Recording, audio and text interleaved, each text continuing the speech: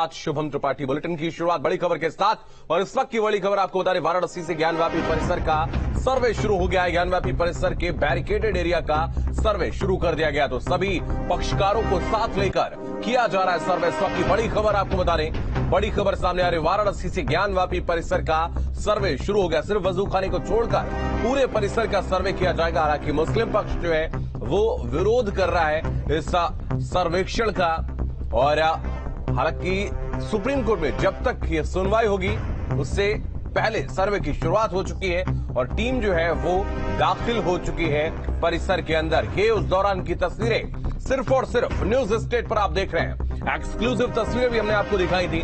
सुशांत हमारे सहयोगी भी वहां से लगातार वो तस्वीरें आप तक पहुंचा रहे कि कैसे लोगों में उत्साह, जहां एक तरफ सावन के सोमवार को लेकर नजर आ रहा, लोग जो है वो अभी तक इसके बारे में, जो आम जन वहां पर श्रद्धालु पहुंच रहे दर्शन के लिए, उनको जानकारी नहीं है कि आखिर क्या यहां पर होने जा रहा है। लेकिन दूसरी तरफ जो है, जो लोग इस पूरे मामले से वाकिफ हैं वो कहीं ना कहीं उत्साहित नजर आ रहे हैं और सर्वे से जो है वो राज खुलेगा। ग्राउंड पेनिट्रेटिंग रडार का इस्तेमाल जो है वो किया जाएगा। अत्याधुनिक तकनीकों का इस्तेमाल जो है इस दौरान यहां पर किया जाएगा। जो एसआई तीनों गुंबद का सर्वे करेगी। यहां पर पहुंच चुकी है एसआई की टीम और व्यास जी के तहखाने की जांच होगी। जो व्यास यहां पर रहकर पूजा करते थे पहले, उनके तहखाने की भी जांच होगी। मस्जिद परिसर का सर्वे जो है वो टीम जो है यहां पर करती नजर आएगी। तो सील्ड जो एरिया है उसका सर्वे नहीं किया जाएगा।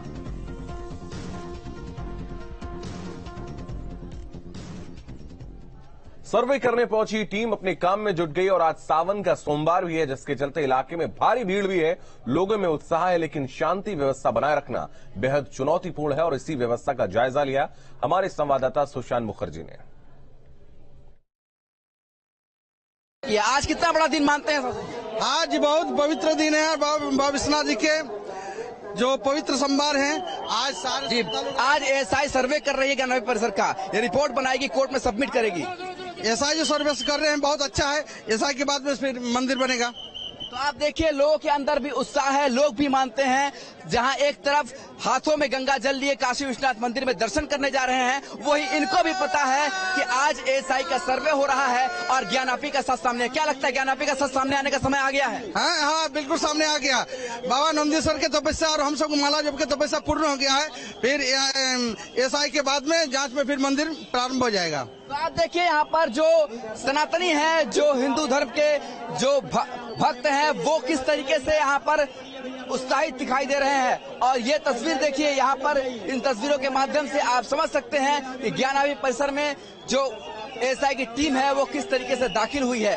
अगर बात की जाए इस पूरे सर्वे का, इस पूरे सर्वे का ऑर्डर जो दिया गया था कोर्ट के द्वारा, वो 7 पन्नों का ऑर्डर था और वहाँ पर 6 पॉइंटर बनाए गए थे, जिसमें कोर्ट ने ये कहा था कि किस तरीके से आप सर्वे करेंगे, उसकी एक रूपरेखा भी यहाँ पर तय की गई थी। आप तस्वीरों में देख सकते हैं कि यहाँ पर पैरामिलिट्री फोर्सेस को कितना आगे तक लगाया गया है। आज चूंकि सावन का सोमवार भी है, इसलिए भारी भीड़ है। लाखों की संख्या में भक्त जो है आज बाबा को जल चढ़ाने के पहुंचे हुए हैं। तो दूसरी तरफ जो सुरक्षा के इंतजाम है वो भी व्यापक दिखाई दे रहे हैं। आरएफ की पूरी की पूरी बटालियन है जो यहाँ पर कंपनी यहाँ पर खड़ी है और आरएफ की इस कंपनी का ये पूरी तरीके से इनको जिम्मेदारी दी गई है कि सुरक्षा व्यवस्था आपको संभालनी है। तो अब जो एसआई की टीम आई हुई थी, अब उनकी जो गाड़ियां हैं वो यहाँ से रवाना की जा रही है, क्योंकि यहाँ पर बहुत ज्यादा जगह नहीं है, बहुत ज्यादा भीड़ है लोगों की। तो ऐसे में इतनी भीड़ को कंट्रोल करने के लिए यहाँ पर जगह होनी चाहिए, इसलिए गाड़ियों को ऐसे भेजा जा रहा है और एसआई की टीम इस समय अंदर दाखिल हो चुकी है। तो लगातार न्यूज स्टेट पर हर एक अपडेट इस पूरे मामले से जुड़ी लगातार हम आप तक पहुंचा रहे हैं। सुशांत हमारे सहयोगी इस वक्त हमारे साथ जुड़ रहे हैं। सुशांत, क्या कुछ इस दौरान तस्वीर है? जैसा कि हमने देखा है, अभी एएसआई की जो टीम है वो परिसर में प्रवेश कर चुकी है।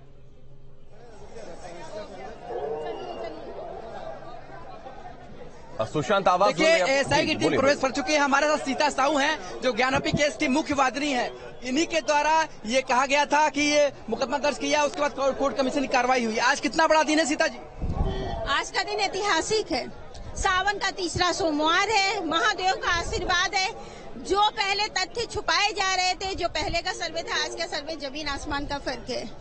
जो समय आ गया ज्ञानव्यापी का सच सामने आने का, पूरा सच अब सामने आएगा।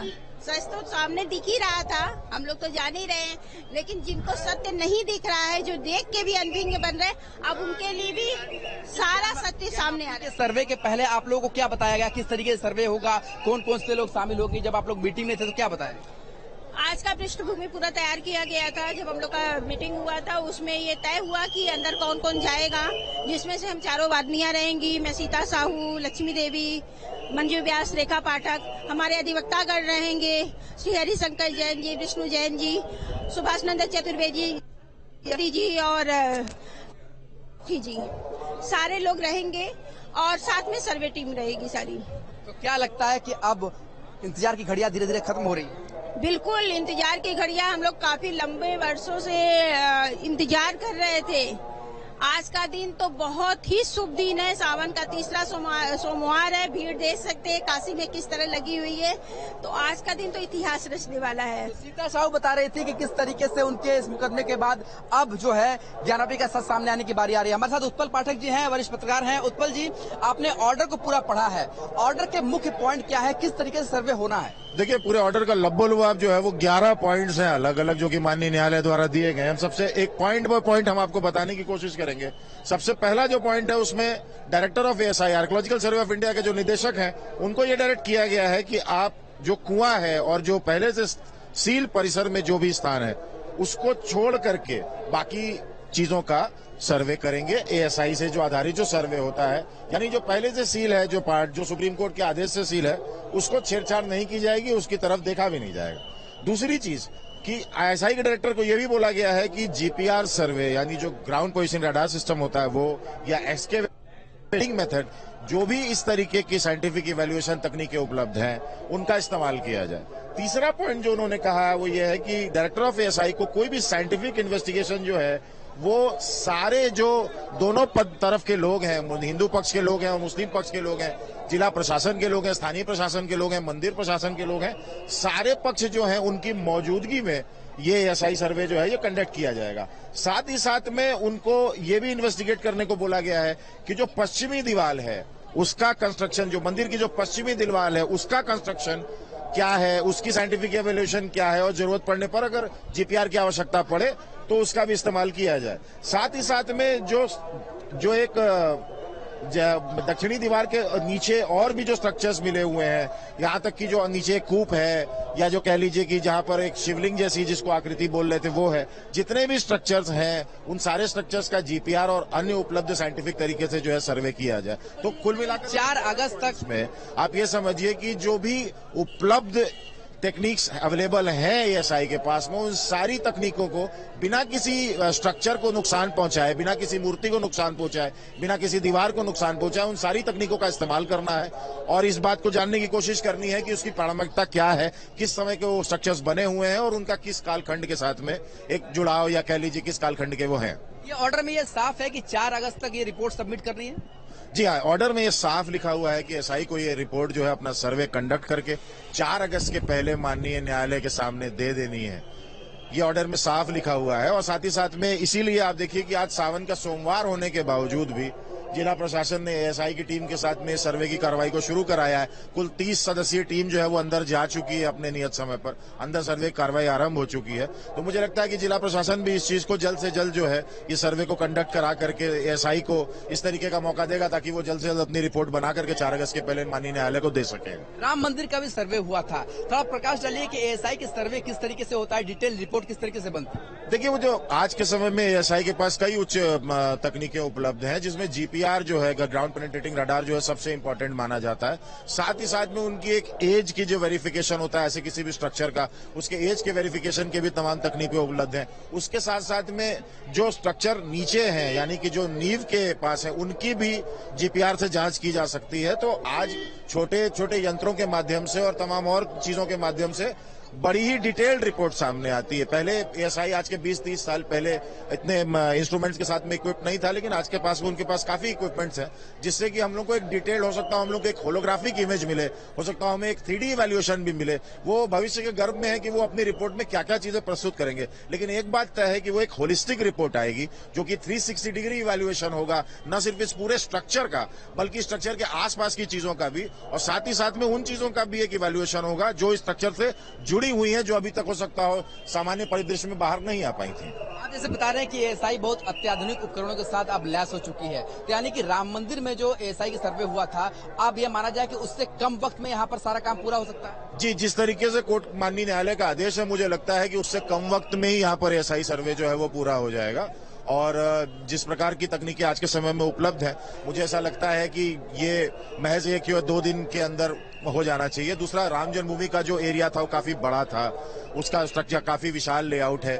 ये जो एक लेआउट है, इसमें एक निश्चित स्थान विशेष का ही करना है, तो बहुत कम समय में हो जाने की उम्मीद है, ऐसी उम्मीद दर्ज की जा रही है। माना जाता है कि यहाँ पर हिंदू मॉन्यूमेंट्स के जो स्ट्रक्चर है वो अभी भी दिखाई देते हैं, इसलिए आसान हो जाएगा काम। जी देखिए, कोर्ट सर्वे में कुछ ऐसी आकृतियां मिली थी जिस पर हिंदू पक्ष ने जो है अपने तरफ से ये कहने की कोशिश की थी कि ये जो आकृतियां हैं उसमें बनी हुई वो हमारी संस्कृति से जुड़ी हुई है या हिंदू धर्म जो रिलीजन है उनके साथ में जुड़ी हुई है, और उसी उन आकृतियों पर भी विशेष ध्यान होगा। इसीलिए देखिए, कोर्ट के ऑर्डर में भी स्पष्ट लिखा हुआ है कि जो खंबे हैं या जो दीवार है या बाकी जो भी स्ट्रक्चर है उसमें जितने भी आर्टिफैक्ट्स बने हुए हैं और साथ ही साथ में जो भी आकृतियां बनी हुई उनका भी बहुत गहनता से जांच किया जाए।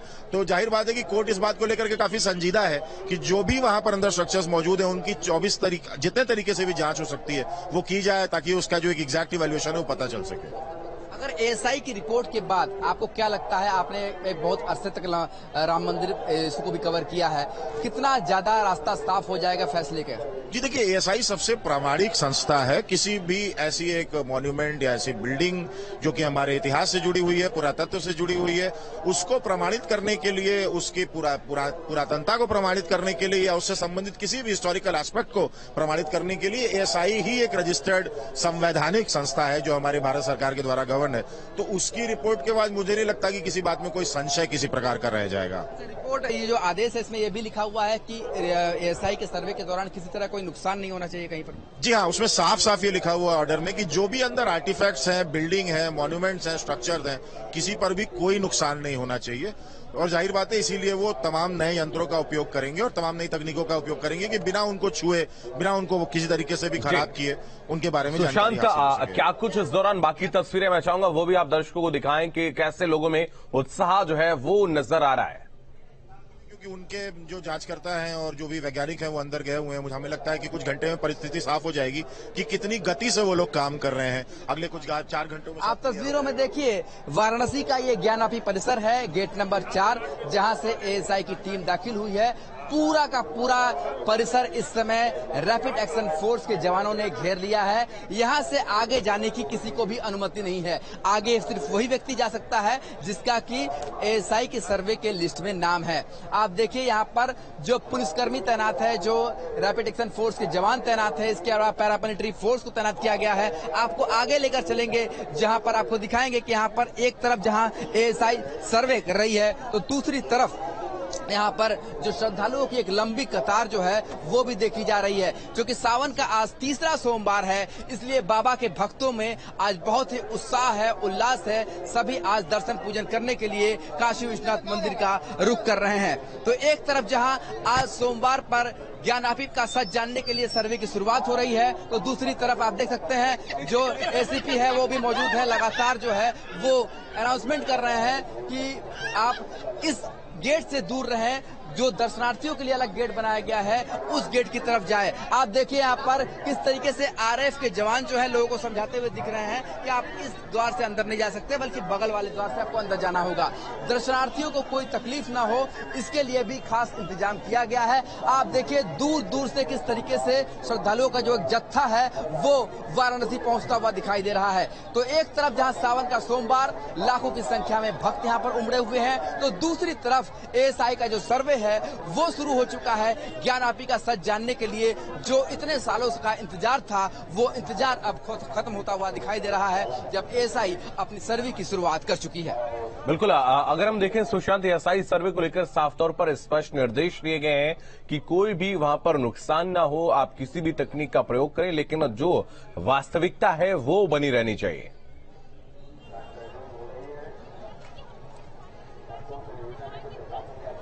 देखिए, अगर कोर्ट के आदेश को आप पढ़ेंगे तो उसमें कोर्ट के आदेश में साफ लिखा हुआ है कि एएसआई अपने सारे उपकरणों का इस्तेमाल कर सकती है, पर शर्त यह है कि वहां पर जो स्ट्रक्चर है, जो वहां पर स्थितियां हैं, उसे किसी तरह का कोई नुकसान नहीं होना चाहिए। और आप देखिए, सुरक्षा के लिए स्पेशल कमांडो दस्ता भी यहाँ पर बुलाया गया है। जो कमांडो दस्ते को रिजर्व में रखा गया है, ये साइड में खड़े आप देख सकते हैं कि किसी भी तरीके की स्थिति से निपटने के लिए ये कमांडो दस्ता जो है वो मौजूद है।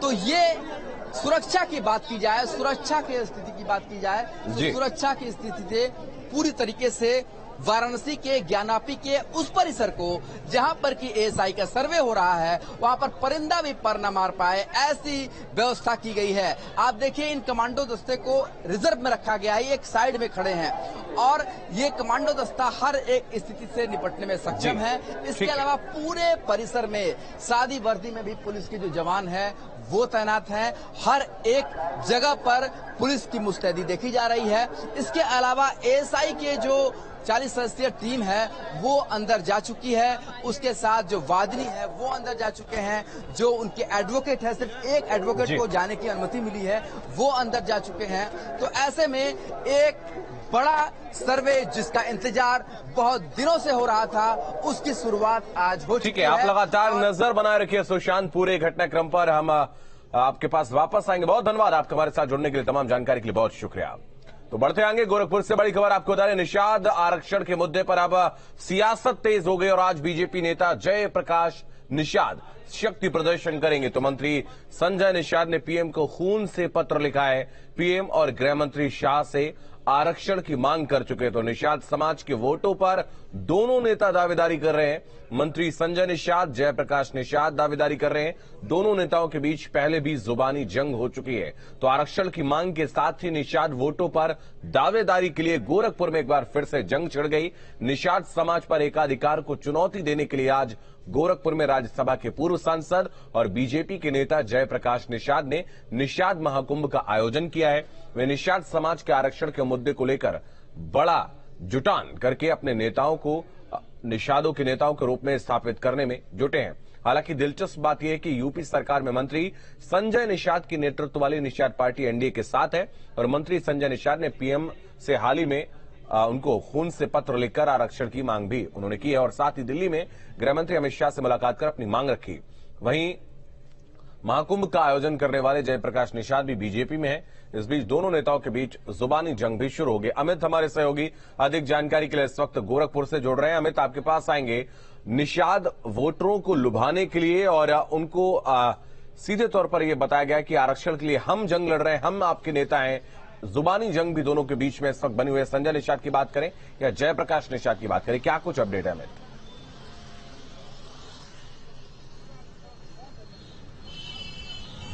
देखिए, आज सुबह 11:30 बजे महंत दिग्विजयनाथ पार्क में आज आयोजन होना है निषाद महाकुंभ का। पिछले कई दिनों से जयप्रकाश निषाद इस महाकुंभ को सफल बनाने के लिए एड़ी चोड़ी का जोर लगाए हुए हैं और दूसरी तरफ निषाद पार्टी भी इस पर नजर रखी है, चूंकि 26 सीटें हैं पूर्वांचल की जहां निषाद वोट बैंक का असर है। 1 दर्जन सीटें ऐसी हैं जहां ये निर्णायक भूमिका में है, डिसाइसिव हैं। बनारस हो, गोरखपुर हो, संत कबीर नगर हो, मऊ हो, कई ऐसे जिले हैं जहां 14 से 17% जनसंख्या है इनकी। तो एक बड़ा पॉकेट है वोट बैंक के लिहाज से। और दिलचस्प बात, जैसा आपने भी बताया कि एनडीए में जो पीस निषाद पार्टी है वो भी एक गठबंधन का हिस्सा है। बीजेपी और निषाद पार्टी मिलकर चुनाव लड़ रही है, लेकिन जो वोट बैंक है इसको लेकर जयप्रकाश निषाद और जो अध्यक्ष है संजय निषाद, उनके बीच लगातार खींचातानी चल रही है। 2024 के पहले ऐसी और भी जो जंग है वो देखने को मिलेगी। तो 11:30 बजे से इसका आयोजन है गोरखपुर, बस्ती, आजमगढ़ 3 मंडल के जो निषाद समाज के लोग हैं वो बुलाए गए हैं। कोशिश ये है कि शक्ति प्रदर्शन के जरिए जयप्रकाश निषाद ताकत दिखाएं अपनी, और वो ये बताने की कोशिश करेंगे कि बीजेपी लगातार निषाद समाज के लिए लड़ाई लड़ रही है।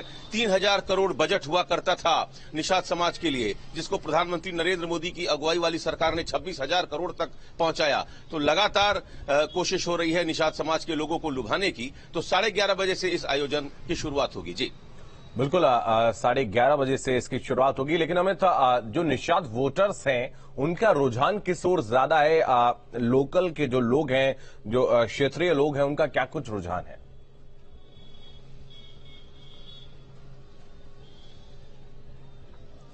देखिए, भगवान मत्स्येंद्र नाथ के जमाने से ही जो निषाद समाज है वो हमेशा गोरखनाथ मंदिर से जुड़ा रहा है और उसकी आस्था रही है।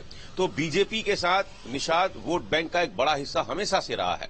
लेकिन पिछले 9 सालों में जिस तरीके से निषाद पार्टी का गठन हुआ, निषाद समाज की पॉलिटिक्स डॉक्टर संजय निषाद ने शुरू की, उसके बाद से निषाद समाज का एक धड़ा उनके साथ जरूर चला गया। लेकिन पिछले कुछ दिनों से जो परिस्थितियां बनी हैं कि निषाद समाज का कहना है कि हम जिस उम्मीद से किसी एक विशेष पार्टी का हमने गठन किया, हमारी जो मांगे थी, हमारी जो जरूरतें थी वो पूरी नहीं हो पाई। संभवतः यही कारण है कि खून से चिट्ठी लिखना पड़ा डॉक्टर संजय निषाद को। जयप्रकाश निषाद भी यही बात कह रहे हैं कि एक विशेष पार्टी का गठन हुआ इस उम्मीद से कि हमारी सारी समस्याएं दूर होंगी, लेकिन ऐसा है नहीं। अभी तक अनुसूचित जाति में शामिल होने की जो मांग है, अमित, आप नजर बनाए रखिएगा। आप लगातार हम आपसे इस पूरी खबर पर जानकारी लेते रहेंगे। बहुत